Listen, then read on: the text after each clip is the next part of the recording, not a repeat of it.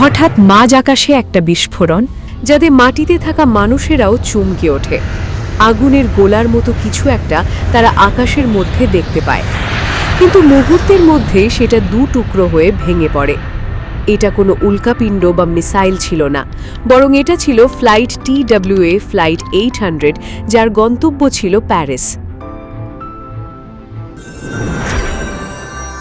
স্বাগত জানাই আরও একবার আমাদের সাইবি চ্যানেলটিতে। যারা আমাদের পাশে আছেন তারা আমাদের পাশে থাকুন। আপনাদের মতামত আমাদের অনুপ্রেরণা যোগায়। যারা নতুন তারা আমাদের চ্যানেলটিকে সাবস্ক্রাইব করে নেবেন। শুনতে পাবেন এই ধরনের অনেক অজানা তথ্য। ভিডিওটি আপনাদের কেমন লাগলো আমাদের কমেন্ট করে অবশ্যই জানাবেন। আপনাদের মতামত আমাদের অনুপ্রেরণা যোগায়। আর চ্যানেলে নতুন হলে অবশ্যই সাবস্ক্রাইব করতে ভুলবেন না, এতে আমাদের মনোবল বাড়ে।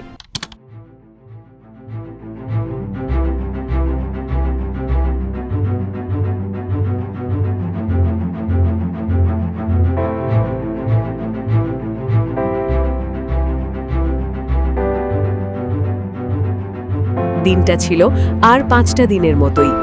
আমেরিকার নিউ ইয়র্কের জন এফ কেনেডি এয়ারপোর্ট থেকে রোজকার মতোই বিমান ওঠানামা করছিল। বিভিন্ন মানুষ তাদের আলাদা আলাদা কারণে প্লেনে যাচ্ছিল। সেদিন রাতটা শুরু হয়েছিল আর 5টা দিনের মতোই।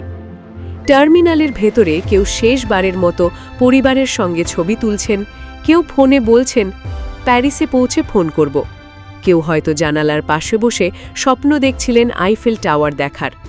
তাদের মধ্যে ছিলেন স্কুলের ছাত্রছাত্রী, ব্যবসায়ী, নবদম্পতি, অবসরপ্রাপ্ত দম্পতি। মোট 230 জন মানুষ। তারা কেউ জানতেন না জীবনের শেষ যাত্রায় পা রাখতে চলেছেন। রাত 8:19। বিশাল বোয়িং 747 ধীরে ধীরে রানওয়ে ছেড়ে আকাশে উঠে গেল। পেছনে রয়ে গেল শহরের হাজারো আলো। সামনে শুধু দীর্ঘ আটলান্টিক পাড়ি আর প্যারিসের স্বপ্ন। সবকিছু ছিল একদম স্বাভাবিক।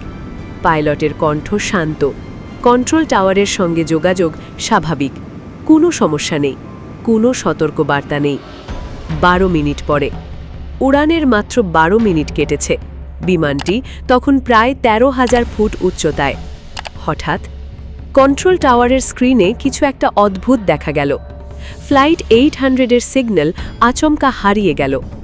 1 সেকেন্ড, 2 সেকেন্ড, 3 সেকেন্ড, কোনো উত্তর নেই, কোনো মেডে নেই, কোনো বিপদ সংকেত নেই, শুধু নীরবতা। ঠিক সেই সময় সমুদ্রের ধারে দাঁড়ানো মানুষজন আকাশের দিকে তাকিয়েছিলেন। তারা দেখলেন একটি বিশাল আগুনের গোলা হঠাৎ আকাশকে আলোকিত করে তুলেছে। তারপর বিস্ফোরণ, এত বড় বিস্ফোরণ যে কয়েক মাইল দূর থেকেও দেখা যাচ্ছিল। একজন প্রত্যক্ষদর্শী পরে বলেছিলেন, মনে হচ্ছিল যেন সূর্য হঠাৎ রাতের আকাশে জ্বলে উঠেছে। কিন্তু ভয়াবহতা তখনও শেষ হয়নি। বিস্ফোরণের পর বিমানটির সামনের অংশ আলাদা হয়ে যায়, পেছনের অংশ কিছুক্ষণ নিজের গতিতে এগিয়ে যায়।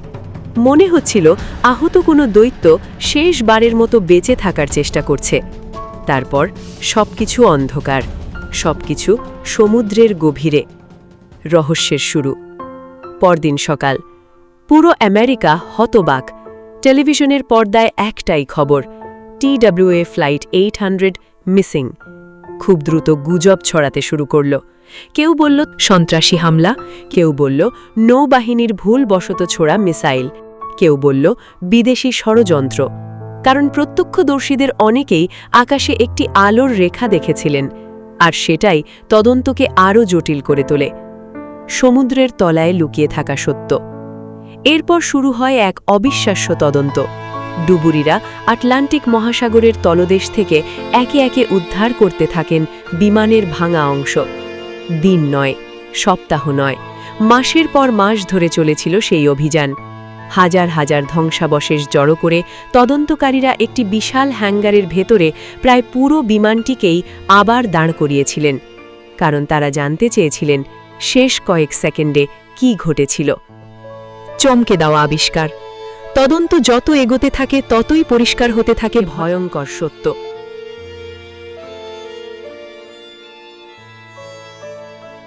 বিমানের সেন্টার ফিউয়ের ট্যাঙ্ক প্রায় খালি ছিল। শুনতে নিরাপদ মনে হলেও আসল বিপদ ছিল সেখানে। খালি ট্যাঙ্কের ভেতরে জমেছিল দাহ্য জ্বালানি বাষ্প, আর ট্যাঙ্কের নিচে থাকা এয়ার কন্ডিশনিং সিস্টেম দীর্ঘ সময় ধরে তাপ সৃষ্টি করছিল।